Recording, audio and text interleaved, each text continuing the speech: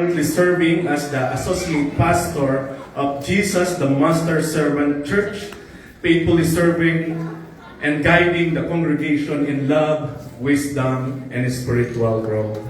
Beyond his pastoral duties, he is also the founder and the ministry leader of the Christian page Penton All for Jesus, a vibrant platform dedicated to sharing God's Word, inspiring believers, and helping people grow deeper in their personal relationship with Jesus Christ. As we celebrate this milestone in our church history, we are truly blessed to hear from someone whose life exemplifies dedication to God, passion for ministry, and encouragement for believers to live boldly and faithfully in their Christian walk. So with great joy and thanksgiving, please join me in giving a warm welcome to our guest speaker, Pastor Fenton Lee.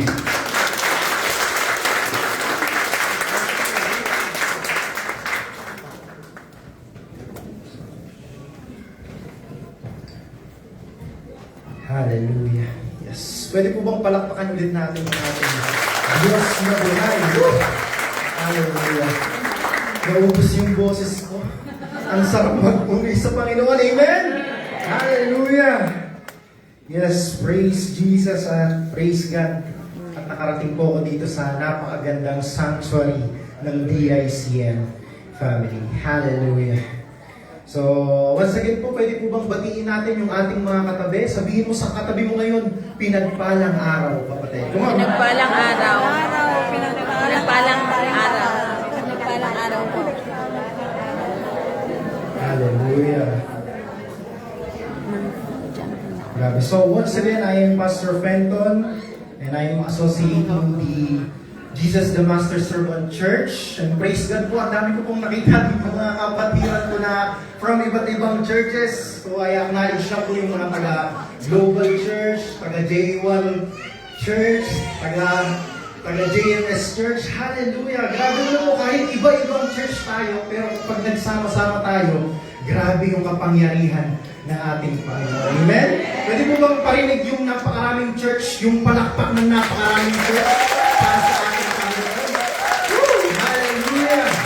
So once again, a happy 60th anniversary sa DICM Soul Family. So napakaganda po ng ating theme verse sa araw na ito. So basahin ko po in Ephesians chapter 3 verse 20. Sabi po dito, now to Him who is able to do immeasurably more than all we ask or imagine, according to His power that is at work within us. Let us pray first. Hallelujah, Lord God. Thank you so much, Father God, for this privilege, Panginoon, to open again our Bible, Panginoon, upang makapakinig ng inyong salita. Lord, dalangin ko po, Panginoon, in the name of the Lord Jesus, you will speak to them, Lord God, at kayo po ang maghahari sa bawat puso at isipan ng bawat mananampalataya na narito, Panginoon. Dalangin ko po, Panginoon, that you will give us, Lord, spiritual understanding, spiritual focus, Panginoon, and we rebuke any kinds of distraction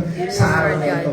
Panginoon, palagi niyo po, Panginoon, ilagay sa inyong likuran at kayo lamang, Panginoon, ang makikita nila at mapapakinggan nila. Maraming salamat, Lord. We are claiming already the victory in the name of the Lord Jesus. We give you all the glory, all the thanksgiving. In Jesus' mighty name.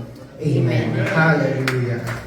So, napakaganda po ng ating theme verse sa araw nito. Pero basahin po natin ng Tagalog. Mas masarap namnamin. Sabi po dito, sa Kanya na makakagawa ng higit pa kaysa ating hinihingi o iniisip sa pamamagitan ng kapangyarihang nananahan sa atin.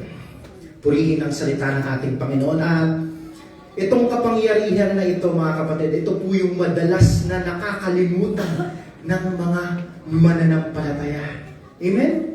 Nakakalimutan nila kaya hindi po natutuloy yung mga pinaplano, kaya po hindi po nangyayari yung mga pinapangarap. Amen? Because they don't know or maybe they forgot that there is God's power at work within us. Amen? Hallelujah. Sa buhay po natin, napakaraming na pakiramdam po natin ay limitado tayo. Limitado yung ating magagawa. Limitado yung bawat resources